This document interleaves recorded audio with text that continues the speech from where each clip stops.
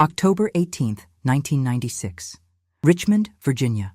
A city where autumn leaves painted the streets in shades of amber and gold, where life moved at a predictable pace, and where residents believed they knew their neighbors well enough to feel safe. It was a Friday afternoon when that sense of security would be shattered, leaving a wound in the community that would remain open for 14 years. Sarah Mitchell, a 32-year-old English teacher at Richmond High School, had spent the day doing what she loved most, inspiring young minds through literature. Colleagues would later describe her as dedicated, passionate about her work, and deeply invested in her students' success. She had been teaching at the school for 7 years, building a reputation as someone who went beyond the curriculum to truly connect with those she taught. So glad to have you here. Comment your city so I can bring cases from your region and also know where you're watching me from. The school day ended at 3:15 that afternoon. Security footage from the school's parking lot captured Sarah leaving the building at approximately 3:45, carrying her familiar brown leather briefcase and wearing a navy blue coat against the October chill. She walked to her silver Honda Accord, got inside, and drove away. It was the last confirmed sighting of Sarah Mitchell alive. By 8 o'clock that evening, when Sarah failed to return home for a planned dinner with her husband Richard, concern began to set in. Richard Mitchell, a software engineer who had been married to Sarah for 6 years, initially thought perhaps she had stopped to run errands or visit a friend. But as the hours stretched on and repeated calls to her cell phone went unanswered, worry transformed into alarm. At 10:30 that night, Richard contacted the Richmond Police Department to report his wife missing. The initial response was measured, as is often the case with adult missing persons reports. Adults have the right to come and go as they please, officers reminded him. Perhaps there had been a miscommunication. Perhaps she needed some time alone. But Richard insisted something was wrong. Sarah would never simply disappear without calling. She would never cause him this kind of worry. The following morning, a breakthrough emerged that would deepen the mystery rather than solve it. A resident walking their dog in a strip mall parking lot approximately 4 miles from Richmond High School noticed a silver Honda Accord that had been sitting in the same spot since at least the previous evening. The license plate matched Sarah Mitchell's vehicle. Police arrived to examine the car. The doors were locked, but peering through the windows revealed a troubling scene. Sarah's purse sat on the passenger seat, its contents undisturbed. Her cell phone rested in the cup holder. Her briefcase was visible in the back seat. There were no signs of a struggle, no broken glass, no indication of forced entry. The car simply sat there, abandoned, as if Sarah had stepped out intending to return in just a moment, and then vanished into thin air. The discovery transformed what might have been treated as a routine missing person case into something far more sinister. Adults might choose to disappear, but they rarely do so by leaving behind their vehicle, purse, phone, and all means of identification and communication. This was no longer a woman who had chosen to leave. This was a woman who had been taken, or worse. Detective James Crawford, a 20-year veteran of the Richmond Police Department, was assigned as lead investigator. His first actions followed standard protocol: secure the vehicle as evidence, interview the husband, canvass the area for witnesses, and begin constructing a timeline of Sarah's last known movements. Richard Mitchell became the first person of interest, as is customary in such cases. Statistics show that when a married woman disappears, the spouse is often involved. But Richard's alibi was solid.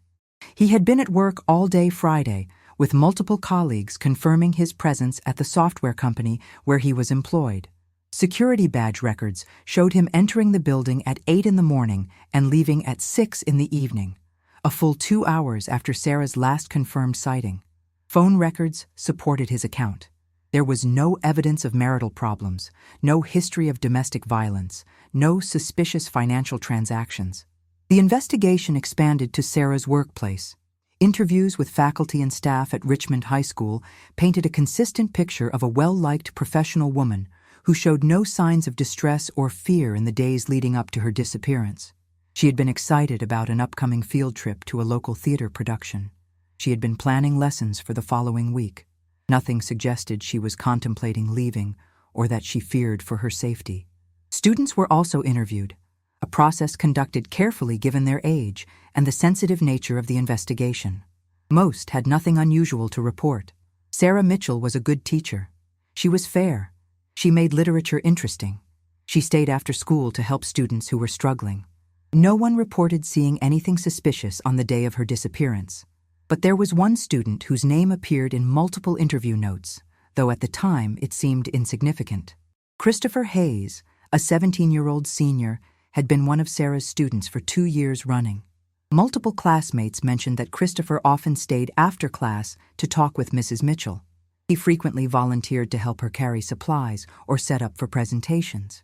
He had even helped in the school office during his free period, sometimes running errands for teachers. When interviewed, Christopher appeared cooperative and appropriately concerned. He stated that Mrs. Mitchell was his favorite teacher, that she had encouraged his interest in writing, and that he hoped to study journalism in college. He mentioned seeing her briefly in the hallway on Friday afternoon, but claimed he had left school by 3:30 to go home. His mother confirmed he had been home by 4 o'clock. Nothing about the interview raised red flags at the time. As days turned into weeks, the investigation intensified. Search parties combed through parks and wooded areas around Richmond. Divers searched local bodies of water. Volunteers distributed flyers with Sarah's photograph throughout the city and surrounding counties. The local media covered the story extensively, with Sarah's face appearing on the evening news and in newspaper headlines. Tips flooded into the police department's hotline. Someone claimed to have seen a woman matching Sarah's description at a gas station in North Carolina. Another caller reported seeing her silver Honda being driven erratically the night of her disappearance. A psychic contacted the department, insisting Sarah's body was near water. Each lead was investigated, and each one ultimately led nowhere. The strip mall where Sarah's car was found became a focus of the investigation. Detectives interviewed employees at every business in the shopping center. Had anyone seen Sarah Mitchell that Friday evening? Had anyone noticed her car arriving in the parking lot? Had anyone seen another vehicle pull up alongside hers or noticed anyone approaching the Honda? The results were frustratingly inconclusive. The parking lot served multiple businesses, and the Friday evening had been busy with customers coming and going. Several people vaguely recalled seeing a silver car that might have been Sarah's, but no one could say with certainty when it had arrived or whether they had seen its driver. There were no security cameras covering that section of the parking lot, a gap in surveillance that would prove crucial. Forensic examination of Sarah's vehicle provided few answers. Fingerprints were lifted and analyzed. Besides Sarah's own prints, several others were found, but they belonged to Richard and to a mechanic who had recently serviced the car. There was no evidence of any unknown person having been inside the vehicle. No signs of blood, no indication of violence. The car itself offered no secrets. As autumn gave way to winter, the case began to grow cold despite the best efforts of investigators. Richard Mitchell appeared on local television, pleading for information about his wife's whereabouts. Sarah's parents traveled from their home in Maryland to assist in the search and to pressure police to do more. Community members organized candlelight vigils, refusing to let Sarah be forgotten.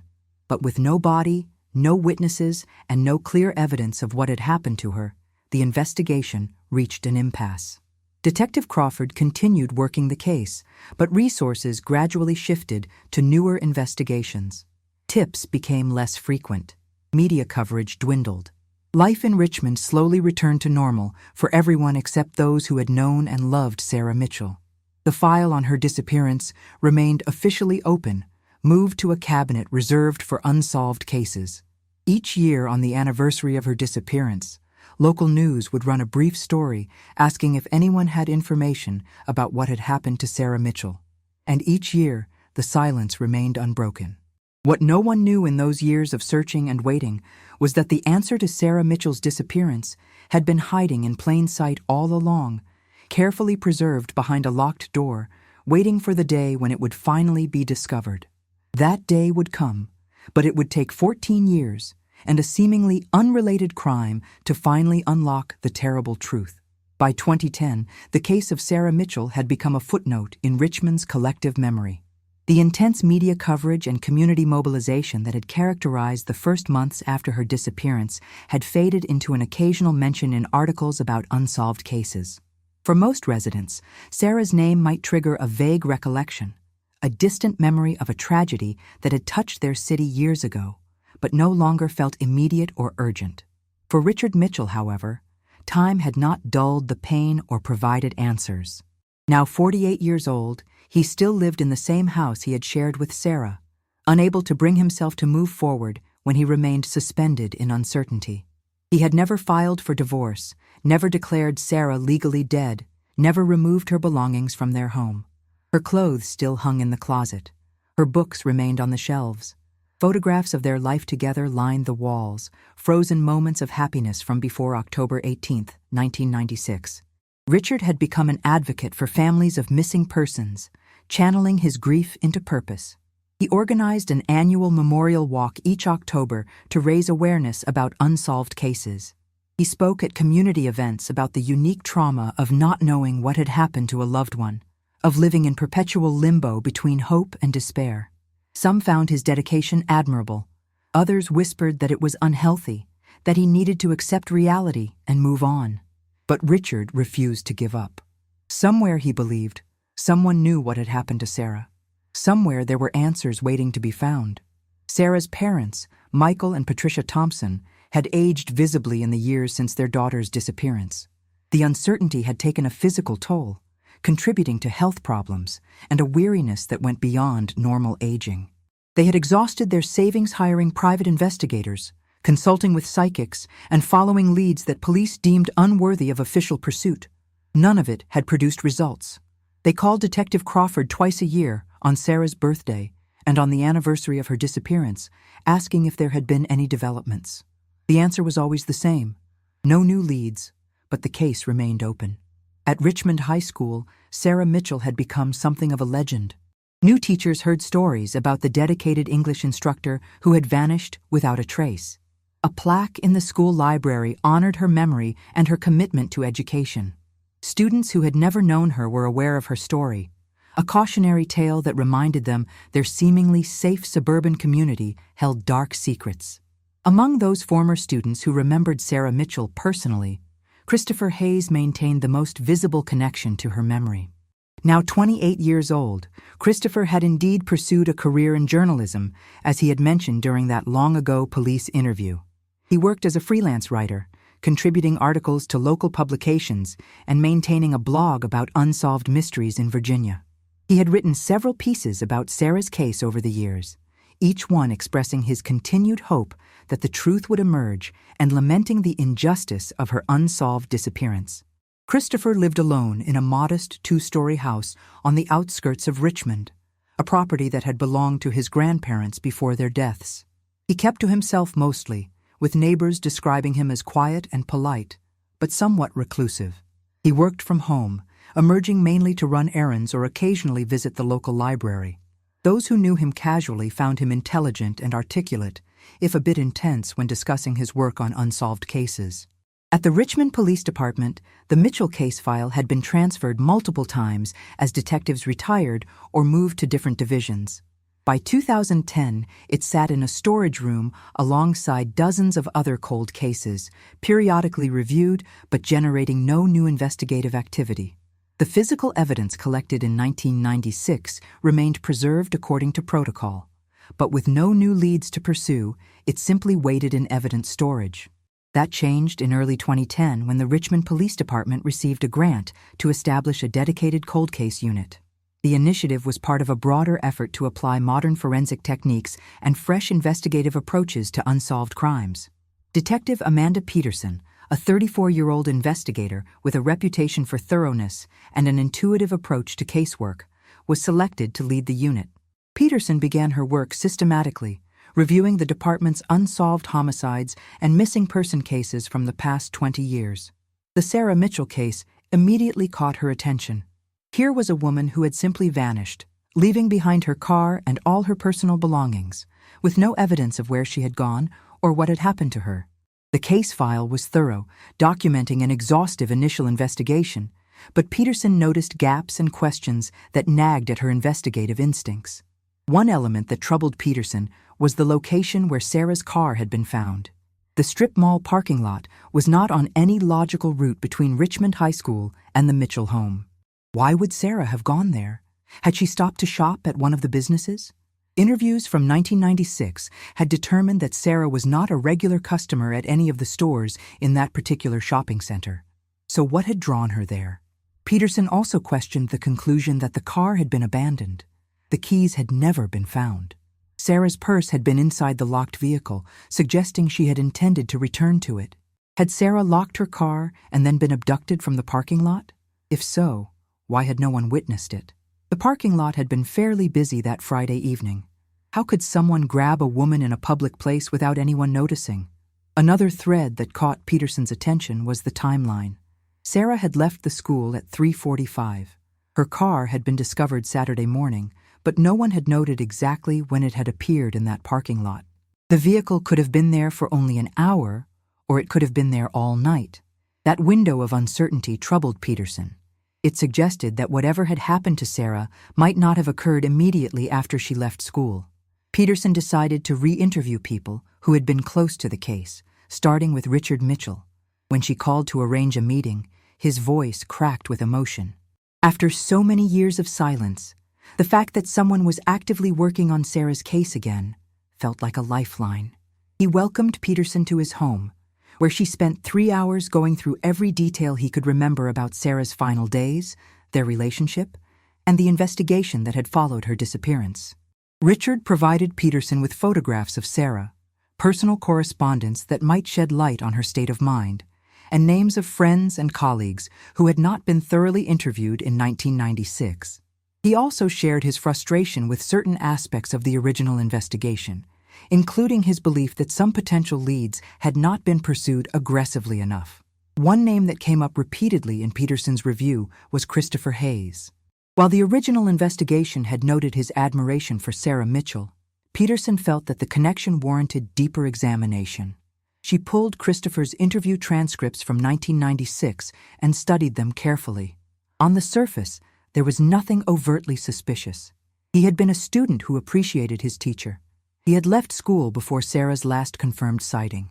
His mother had provided an alibi, but Peterson's instincts told her there was something worth exploring. She began researching Christopher's life in the years since 1996. She discovered his journalism career, his focus on unsolved cases, and his multiple articles about Sarah Mitchell's disappearance. To some, this might seem like a former student honoring his teacher's memory. To Peterson, it felt like an unusual level of continued interest.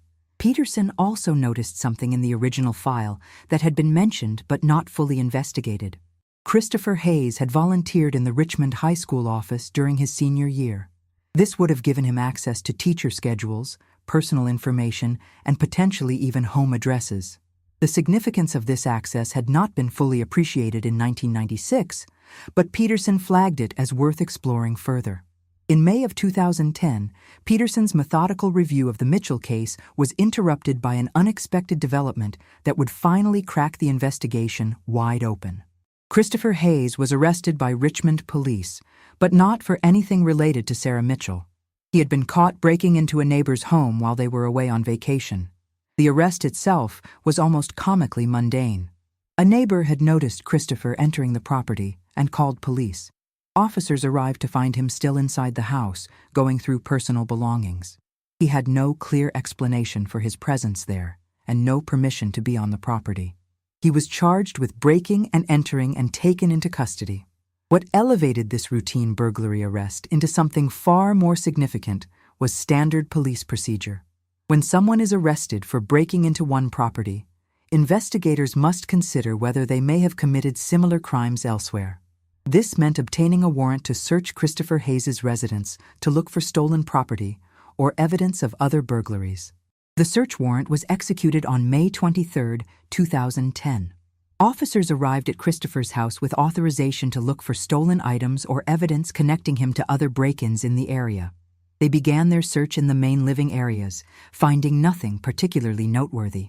Christopher's home appeared ordinary, perhaps a bit cluttered with books and papers related to his writing work, but nothing that raised immediate concerns.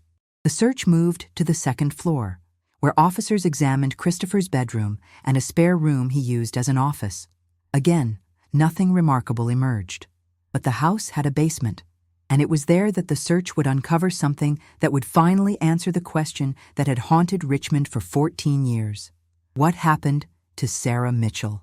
Officers descended the basement stairs, finding a typical finished lower level with a small entertainment area and storage space. But as they moved through the basement, one officer noticed something unusual.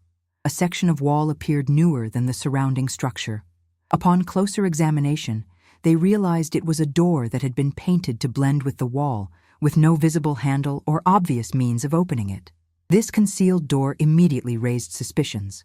Officers located a hidden latch and managed to open the door, which revealed a small room beyond.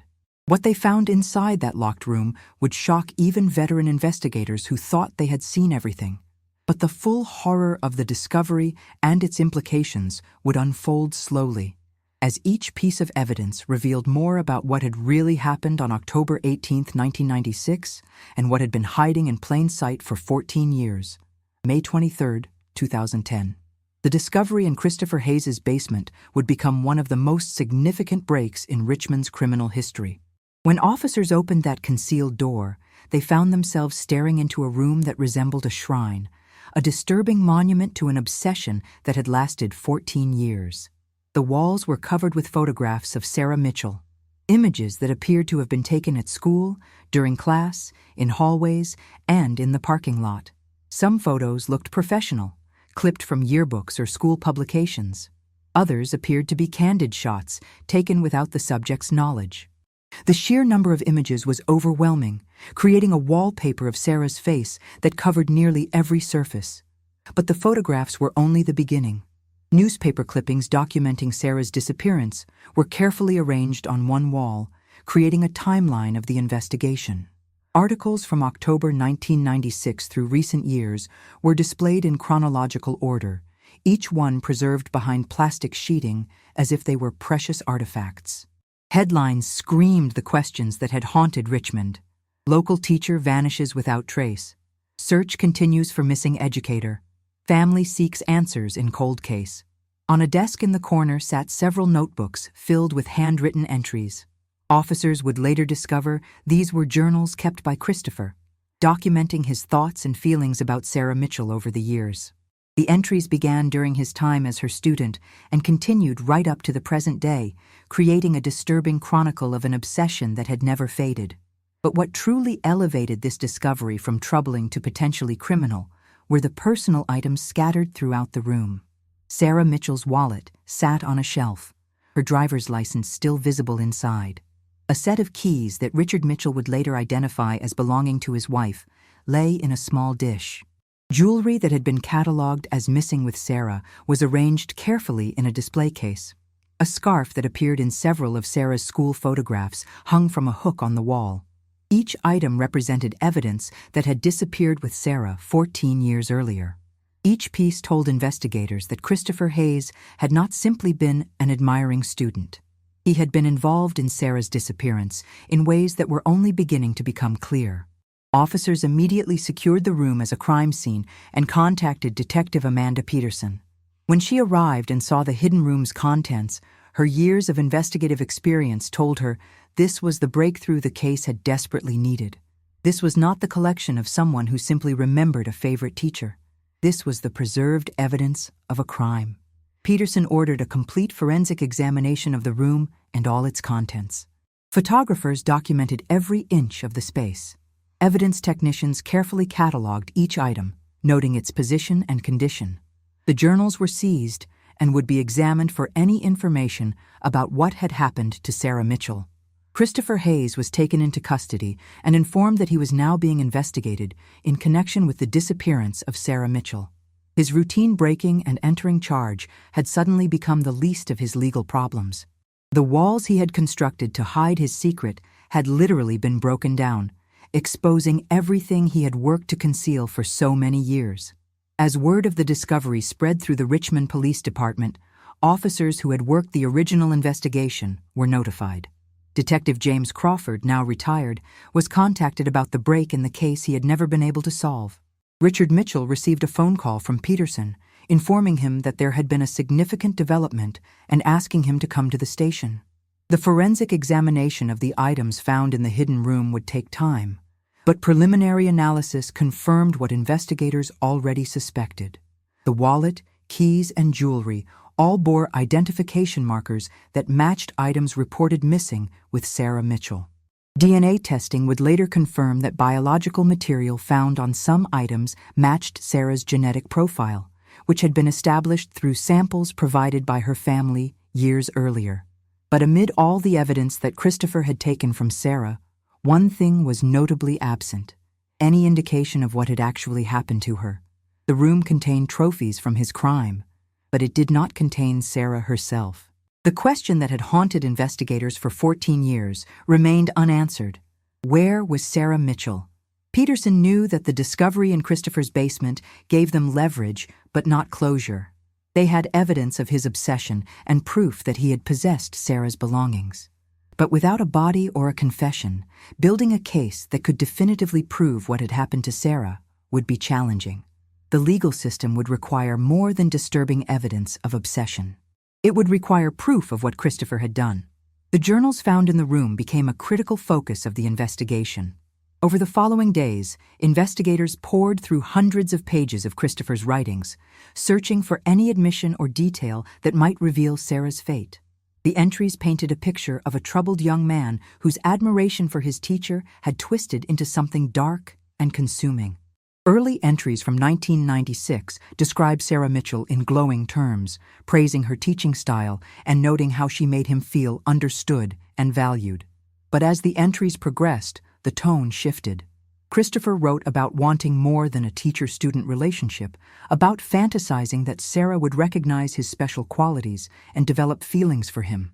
The writings revealed a detachment from reality, an inability to recognize the inappropriateness of his thoughts. Then came entries from October 1996, written in the days immediately following Sarah's disappearance. These passages were more guarded, more cryptic, as if Christopher understood he was documenting something he needed to hide. He wrote about opportunities and timing, about plans that had finally come together, about possessing something precious that no one else could have. But he stopped short of explicit confession, maintaining a vague ambiguity that frustrated investigators even as it confirmed their suspicions. The most recent journal entries were equally disturbing. Christopher had continued writing about Sarah as if she were still alive, as if their relationship was ongoing. He described conversations they would have, places they would go together, and a future they would share. The disconnect from reality was profound and deeply unsettling. As Peterson reviewed the evidence, she recognized that while they had made enormous progress, the investigation was entering its most critical phase. They needed to move from evidence of obsession to proof of crime. They needed to find Sarah Mitchell, and they needed Christopher Hayes to reveal what he had done with her. The property where Christopher lived had belonged to his grandparents, who had died several years earlier, leaving him the house and surrounding land. Peterson obtained warrants to search the entire property, including the wooded area behind the house and an old storage shed that stood at the edge of the lot. If Christopher had hidden Sarah's body, there were several places on the property where he might have done so. Search teams with ground-penetrating radar equipment began examining the property systematically. Cadaver dogs were brought in to detect any signs of human remains. Forensic anthropologists consulted on the best techniques for locating burial sites that might have been concealed for years. The search was methodical and exhaustive, driven by the knowledge that this might be the only chance to find Sarah Mitchell and give her family the closure they desperately needed. As the search continued, investigators also focused on properties connected to Christopher's family. His grandparents had owned a small cabin in rural Virginia, about 90 miles from Richmond. Records showed the cabin had been sold several years after the grandparents' deaths, but Peterson believed it warranted investigation. The isolated location would have provided the privacy someone might want when hiding evidence of a crime. Interviewing Christopher Hayes himself was proving challenging. He had retained an attorney who advised him not to answer questions. He sat in interview rooms, silent and expressionless, while detectives presented him with the evidence they had found. He showed no reaction when shown photographs of the hidden room. He displayed no emotion when confronted with Sarah's personal items. His ability to maintain composure was almost inhuman, suggesting a psychological detachment that made investigators wonder what other secrets might be hidden behind his blank expression. Meanwhile, news of the discovery had reached the media. Within hours, Richmond was once again focused on the Sarah Mitchell case, but this time with the shocking revelation that a former student had apparently been involved in her disappearance. Television crews set up outside Christopher's house, filming the ongoing search. Reporters contacted Richard Mitchell, seeking his reaction to the stunning development. The story that had gone cold 14 years earlier was suddenly front-page news again. For Richard, the discovery brought a complex mixture of emotions. There was vindication in knowing that Sarah had not simply chosen to leave, that his instincts about foul play had been correct all along. But there was also renewed grief in confronting the reality that someone they had trusted had betrayed them so completely. And there was the agonizing continued uncertainty, because despite this major breakthrough, they still did not know where Sarah was or whether they would ever be able to lay her to rest. As the investigation intensified, one fact became increasingly clear. The truth about what happened on October 18, 1996, lay somewhere in the mind of Christopher Hayes. The physical evidence could tell part of the story, but only Christopher knew the complete narrative. Whether he would ever reveal it, and whether investigators could find enough proof without his confession, would determine whether justice could finally be served after 14 years of waiting. The search of the property continued into the evening, with portable lights illuminating the wooded areas as teams worked through the night. Somewhere on that land, or somewhere else that Christopher had access to, investigators believed they would find the answer to the question that had haunted Richmond for so long. But as darkness fell on that May evening, they had not yet found what they were looking for. The most crucial discovery was still ahead, waiting to be unearthed from the ground where it had been hidden for 14 years, holding the final, terrible truth about Sarah Mitchell's fate. The search of Christopher Hayes' property extended through the night and into the following days. Detective Amanda Peterson coordinated the effort, which had grown to include specialists from multiple law enforcement agencies. The case that had seemed unsolvable just weeks earlier was now the focus of the most intensive investigation Richmond had seen in years.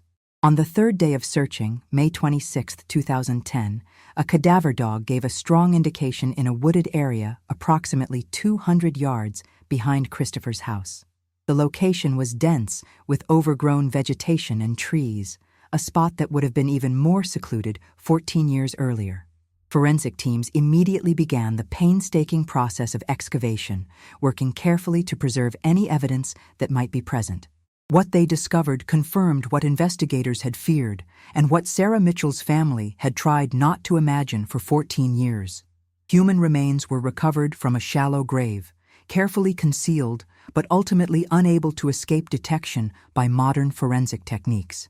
The location had been chosen deliberately, far enough from the house to avoid accidental discovery, but close enough to remain within Christopher's control. The remains were transported to the state medical examiner's office for analysis. Dental records provided definitive identification within 48 hours. The remains were those of Sarah Mitchell.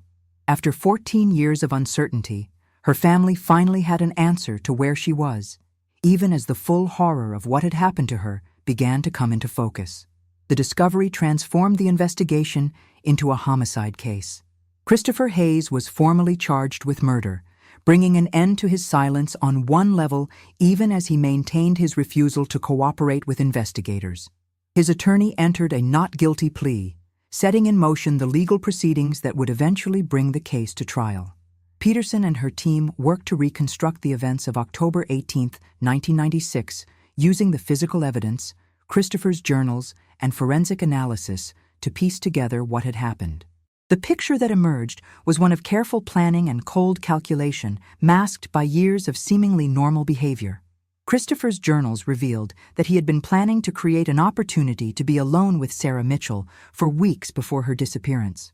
His volunteer position in the school office had given him access to teacher schedules and information about their routines. He had documented Sarah's movements, noting when she typically left school and which routes she usually took home. The entries suggested that Christopher had contacted Sarah using a fabricated emergency, possibly claiming he needed urgent help with a school project or personal crisis. Sarah, known for her dedication to her students and her willingness to go beyond normal teaching duties to help them, had apparently agreed to meet him after school. The strip mall parking lot where her car was found was likely the meeting location, chosen because it was public enough to seem safe, but not so busy that their meeting would be widely noticed. What exactly transpired when Sarah met Christopher would never be fully known, as he continued to refuse to provide a detailed account. But forensic evidence and the location of the grave suggested that whatever happened had occurred quickly, and that Christopher had transported Sarah's body to his grandparents' property, where he lived at the time. The isolated nature of the property had allowed him to bury her without risk of detection. The most chilling aspect of the crime was what came after. Christopher had not only taken Sarah's life, but had also created that hidden shrine to memorialize his obsession. He had stolen items from her car, from her person, and possibly from her home during the initial investigation, when suspicion had not yet focused on him. He had constructed a secret world where he could maintain his fantasy connection to Sarah Mitchell, even as her family and the community grieved her disappearance. The discovery of Sarah's remains brought a flood of emotions throughout Richmond. For Richard Mitchell, the confirmation of his wife's death brought a grief that was both fresh and familiar, complicated by the knowledge that the young man Sarah had tried to help had been responsible for her murder. Richard made a public statement thanking law enforcement for their persistence and expressing his hope that justice would now be served. Sarah's parents, Michael and Patricia Thompson, traveled to Richmond to meet with Peterson and learn the details of what had been discovered. The meeting was emotionally devastating as they confronted the reality of how their daughter's life had ended and where she had been all these years. But there was also a sense of closure, of finally being able to move forward after 14 years of agonizing uncertainty. At Richmond High School, the news of the arrest and discovery sparked renewed conversations about Sarah Mitchell's legacy and the importance of recognizing warning signs of obsessive behavior. Counselors were made available for staff and students who were troubled by the revelations. The plaque honoring Sarah's memory took on new significance as a reminder not just of her dedication to teaching, but of the tragedy that had taken her from the community. As prosecutors built their case against Christopher Hayes, they focused on the overwhelming physical evidence. The hidden room filled with Sarah's possessions demonstrated his connection to her disappearance. The journals documented his obsessive fixation and provided a psychological portrait of someone capable of carrying out such a crime. The discovery of Sarah's remains on property connected to Christopher created a direct link between him and her death. But the prosecution also recognized challenges ahead. Without a confession, they would need to prove not just that Christopher had killed Sarah, but that he had done so with premeditation, making it first-degree murder rather than a lesser charge. They would need to establish a clear timeline and demonstrate that Christopher's actions were deliberate and planned rather than impulsive. Christopher's defense team, meanwhile, began building a case that would focus on his mental state. They planned to argue that their client suffered from psychological disorders that had impaired his judgment and ability to understand the wrongness of his actions. They would present expert testimony about obsessive disorders and suggest that Christopher's behavior, while criminal, was driven by mental illness rather than evil intent. As preparations for trial continued, investigators discovered additional evidence that strengthened the prosecution's case. Analysis of Christopher's computer revealed that he had researched how to conceal a crime scene and dispose of evidence in the weeks before Sarah's disappearance. His internet search history showed queries about decomposition rates, how long it takes for remains to become unidentifiable, and whether modern forensic techniques could detect decade-old crimes. This digital evidence demonstrated premeditation in a way that was difficult to dispute. Christopher had not acted impulsively or in a moment of mental breakdown. He had planned, researched, and executed a crime with calculated precision. The fact that he had nearly gotten away with it for 14 years was testament to how carefully he had orchestrated Sarah's disappearance. The prosecution also discovered that Christopher had revisited Sarah's grave multiple times over the years. a fact revealed through journal entries that mentioned feeling close to her in a special place. This ongoing connection to the crime scene further demonstrated his awareness of what he had done and his active role in concealing it. As the legal proceedings advanced toward trial, the community of Richmond found itself grappling with difficult questions about how such a crime could have gone undetected for so long. How had a high school student managed to murder his teacher and hide the crime for 14 years? What warning signs had been missed? Could anything have been done differently to prevent Sarah's death or solve the case sooner? These questions were particularly troubling for those who had known Christopher during his high school years. Teachers remembered him as a quiet, intelligent student who showed no obvious signs of dangerous behavior. Classmates recalled him as somewhat socially awkward but not threatening. Even the police officers who had interviewed him in 1996 acknowledged that nothing about his demeanor had raised suspicions at the time.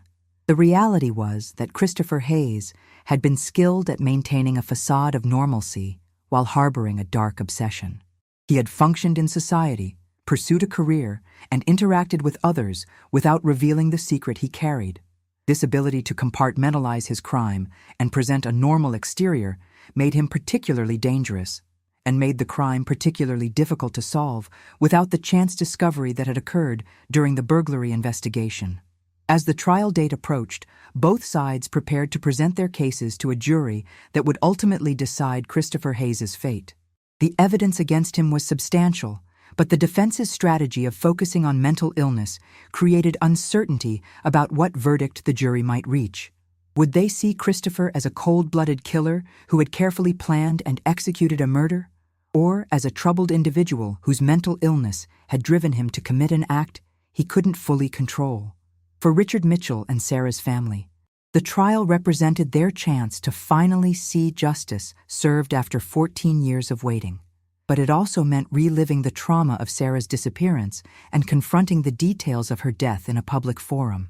The legal process that would bring closure would also bring pain, forcing them to hear evidence and testimony about the worst moments of their lives played out in graphic detail for a courtroom audience. The stage was set for a trial that would captivate Richmond and provide answers to questions that had haunted the community for over a decade.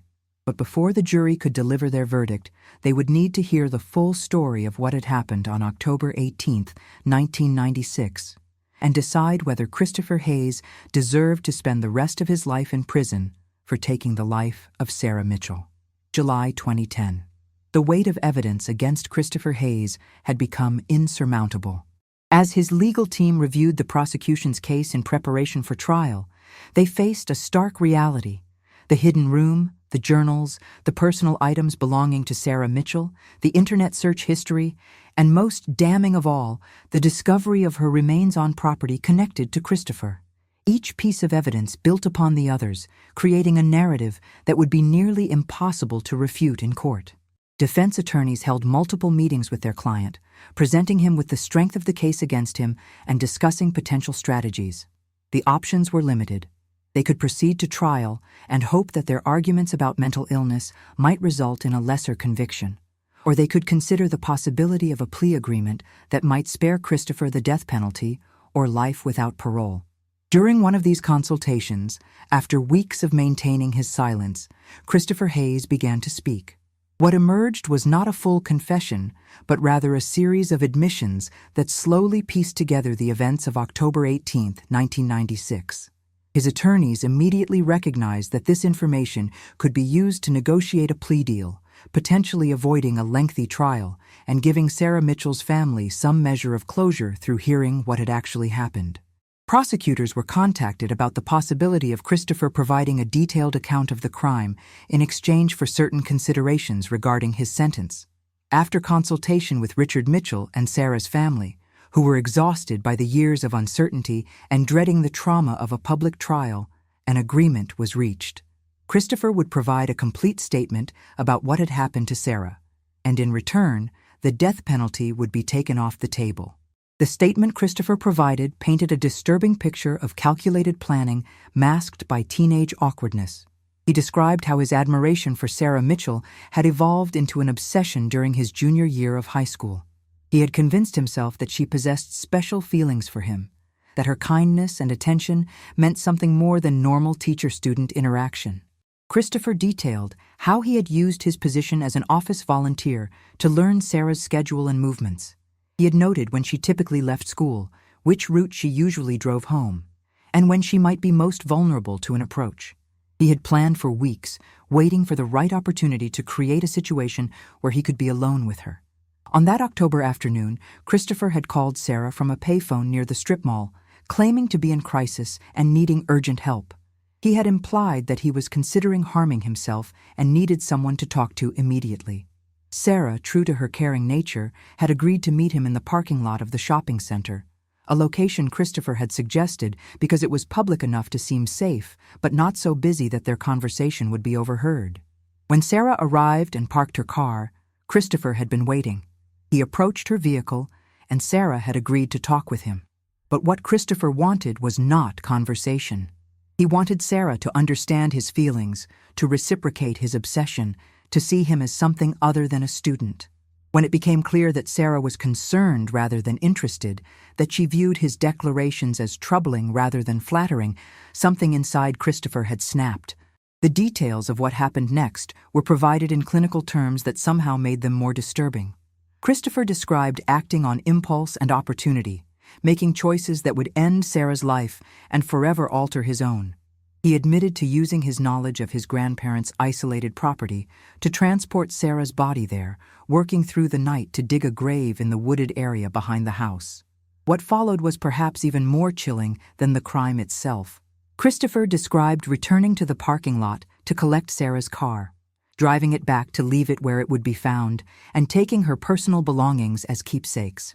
He had then gone home, cleaned himself up, and prepared for the police investigation he knew would come, confident that he could maintain the facade of a concerned student who knew nothing about his teacher's disappearance.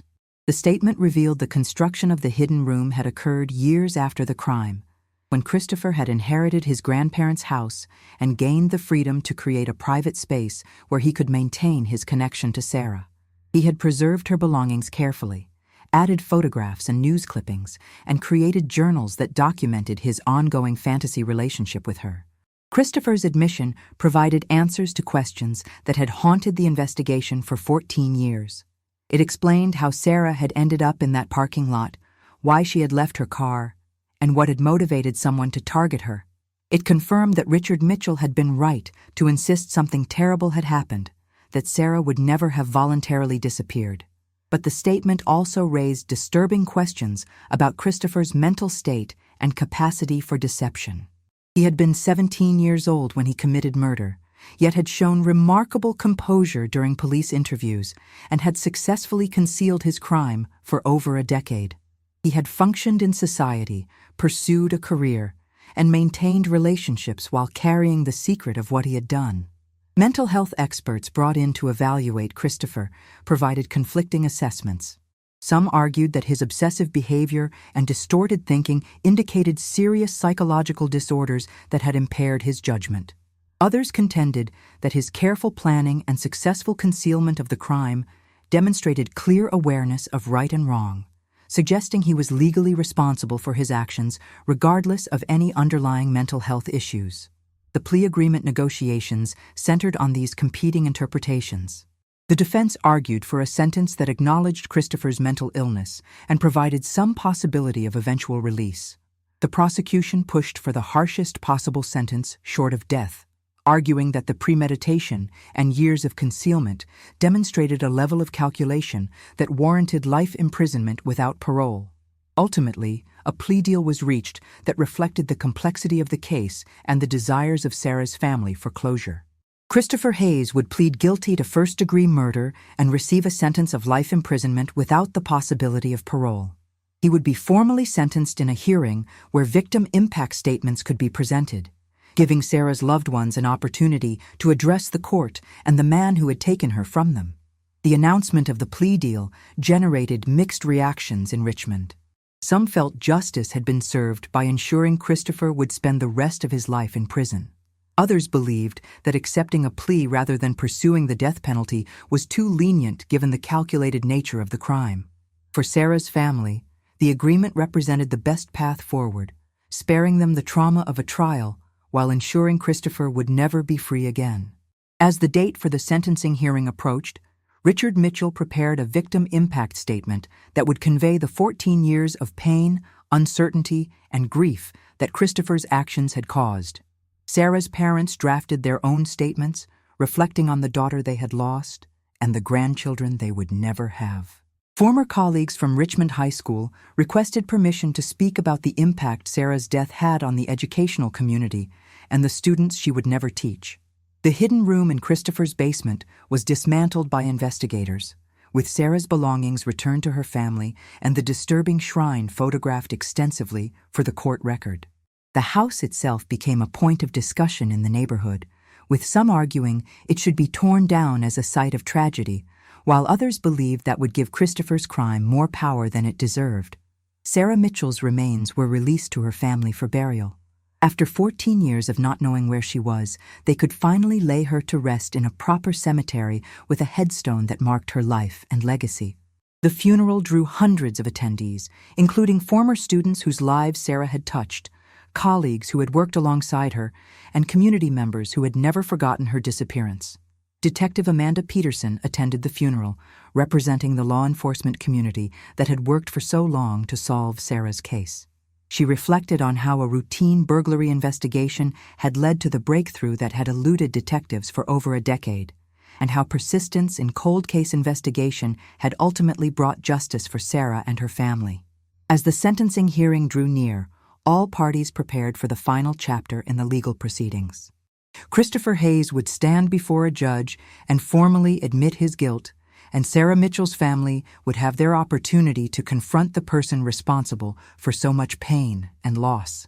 The courtroom would become a place where 14 years of silence would finally be broken, where truth would be acknowledged, and where justice, delayed but not denied, would finally be served. March 2011.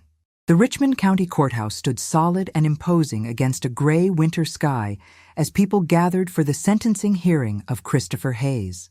Nearly 5 months had passed since the plea agreement was announced, time that had allowed all parties to prepare for this final legal proceeding. The courtroom filled early with Richard Mitchell and Sarah's family in the front row, surrounded by supporters, while media representatives and curious citizens occupied the remaining seats. Judge Margaret Sullivan presided over the hearing, a respected jurist with 23 years on the bench and a reputation for thoughtful consideration of complex cases. She had reviewed all the evidence, read Christopher's statement, and studied the psychological evaluations before this day arrived. The weight of the decision she would formalize rested visibly on her shoulders. Christopher Hayes was led into the courtroom wearing prison clothing, his wrists shackled. He looked markedly different from the confident young man who had written articles about unsolved mysteries just a year earlier. The months in custody had taken their toll, evident in his gaunt appearance and hollow expression. He took his seat beside his attorneys, facing the judge who would determine the rest of his life. The proceeding began with the formal acceptance of Christopher's guilty plea to first-degree murder. His attorney confirmed that he understood the charges, comprehended the consequences, and was entering the plea voluntarily. Christopher responded affirmatively to the judge's questions, his voice barely audible in the quiet courtroom. With that exchange, 14 years of legal uncertainty concluded with a simple admission of guilt. The victim impact statements began with Richard Mitchell, who approached the podium with papers that shook slightly in his hands. He spoke about the Sarah he had loved, the dedicated teacher and caring partner whose presence had filled his life with joy. He described the agony of not knowing what had happened to her, the years spent hoping for her return while fearing the worst, and the toll that uncertainty had taken on everyone who loved her. Richard detailed how he had never remarried, never moved on, never fully accepted that Sarah might be gone forever until her remains were discovered. He spoke directly to Christopher, asking how he could have betrayed the trust Sarah had placed in him, how he could have taken the life of someone who had only tried to help him. The pain in his voice resonated throughout the courtroom, bringing tears to many observers. Sarah's mother, Patricia Thompson, spoke next, her voice wavering as she remembered her daughter's childhood dreams of becoming a teacher, her dedication to her students, and her bright future that had been stolen on that October afternoon. She described the torture of not being able to bury her daughter for 14 years, of visiting an empty grave every year on the anniversary of her disappearance, of losing hope gradually while refusing to give up completely. Michael Thompson, Sarah's father, spoke about the investigation that had consumed their lives, the private investigators they had hired, the psychics they had consulted in desperation, and the financial and emotional resources they had exhausted in the search for answers. He expressed gratitude to Detective Peterson for never giving up on the case, and anger at the years of deception that Christopher had maintained while their family suffered. Former colleagues from Richmond High School testified to Sarah's impact on the educational community and the generations of students whose lives she had influenced during her 7 years of teaching. They spoke of her innovative lesson plans, her willingness to stay late to help struggling students, and her belief that every child deserved a teacher who truly cared about their success. The loss of such a dedicated educator reverberated beyond her immediate family to the countless students she would never teach. Several of Sarah's former students, now adults, provided statements about how she had influenced their lives and inspired them to pursue education or literature. They expressed betrayal at learning that one of their peers had murdered the teacher who had meant so much to them all. Their testimony reinforced that Christopher's crime had impacted not just Sarah's family, but an entire community of people whose lives she had touched. The prosecution presented evidence of aggravating factors: the breach of trust involved when a student murdered his teacher, the premeditation demonstrated by Christopher's planning, the concealment of the crime for 14 years, and the torture inflicted on Sarah's family through prolonged uncertainty about her fate. They argued that these factors warranted the maximum sentence allowable under the plea agreement. Christopher's defense team presented their case for considering mitigating factors, including his age at the time of the crime, the psychological evaluations suggesting mental illness, and his eventual cooperation in revealing what had happened to Sarah. They acknowledged the severity of his actions while arguing that sentencing should reflect both punishment and the recognition of his troubled mental state. Mental health experts testified about obsessive disorders and adolescent brain development, providing context for Christopher's behavior without excusing it. They explained how obsessive thinking could distort reality and impair judgment, while acknowledging that Christopher's careful planning and concealment suggested awareness of wrongdoing. The testimony painted a complex picture of a troubled individual who had made terrible choices with devastating consequences. Judge Sullivan listened intently to all testimony, taking notes and occasionally asking clarifying questions. When all statements had been presented and all evidence reviewed, she called for a brief recess before delivering her sentence. The courtroom emptied partially as people stepped outside to compose themselves after the emotional proceedings. When court reconvened, Judge Sullivan delivered her ruling with measured words that reflected the gravity of the case. She acknowledged Christopher's guilty plea and his eventual cooperation in revealing the truth about Sarah's fate. She recognized the arguments about his mental health and youth at the time of the crime, but she emphasized the calculated nature of his actions, the years of deception, and the immeasurable harm inflicted on Sarah Mitchell and everyone who loved her. The sentence was pronounced clearly and firmly: life imprisonment without the possibility of parole. Christopher Hayes would spend the rest of his natural life in prison for the murder of Sarah Mitchell. He would never be free again, never have the opportunity to rebuild a life outside prison walls, never escape the consequences of what he had done on October 18, 1996. Christopher showed no visible reaction to the sentence, maintaining the blank expression that had characterized his demeanor throughout the legal proceedings. His attorneys noted their client's acceptance of the ruling and waived any right to appeal. The case that had begun with a teacher's mysterious disappearance 14 years earlier concluded with her killer being led out of the courtroom in shackles, bound for a maximum security prison where he would remain until his death. Outside the courthouse, Richard Mitchell spoke briefly to assembled media, expressing relief that justice had finally been served and gratitude to everyone who had worked to solve Sarah's case. He announced plans to establish a scholarship in Sarah's name for students pursuing education careers, ensuring that her legacy of caring for students would continue even though she was gone. Detective Peterson stood beside Richard during his statement, representing the law enforcement community that had never given up on finding answers. She emphasized the importance of persistence in cold case investigations and the value of modern forensic techniques in solving crimes that might once have remained forever unsolved. She credited the breakthrough to the chance arrest that had led to the search warrant, acknowledging the role that fortune sometimes plays in justice. In the weeks following the sentencing, Sarah Mitchell was laid to rest in Richmond Memorial Cemetery with a headstone that celebrated her life and dedication to education. The funeral drew hundreds of mourners who came to pay their respects and finally say goodbye to a woman who had been missing for so long. The service included readings from literature Sarah had loved and testimonials from students whose lives she had changed. The case prompted discussions throughout Richmond and beyond about recognizing warning signs of obsessive behavior, the vulnerability of teachers who work closely with students, and the importance of never giving up on solving crimes, even when years pass without answers. Richmond High School implemented new protocols for monitoring student-teacher interactions and providing support for teachers who might be dealing with inappropriate student behavior. Christopher Hayes was transferred to a maximum security facility where he would serve his sentence. Prison officials noted his quiet demeanor and tendency to keep to himself, characteristics that had served him well in concealing his crime, but now simply marked him as another inmate serving life for murder. The hidden room that had preserved his obsession was gone, dismantled and destroyed, leaving him with only memories of the fantasy he had created. For Richard Mitchell and Sarah's family, the conclusion of the legal proceedings brought a complex mixture of emotions. There was relief in finally having answers and seeing justice served.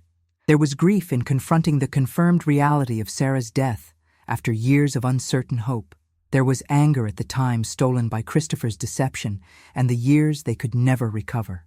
But there was also a sense of closure, of being able to move forward after being frozen in uncertainty for so long.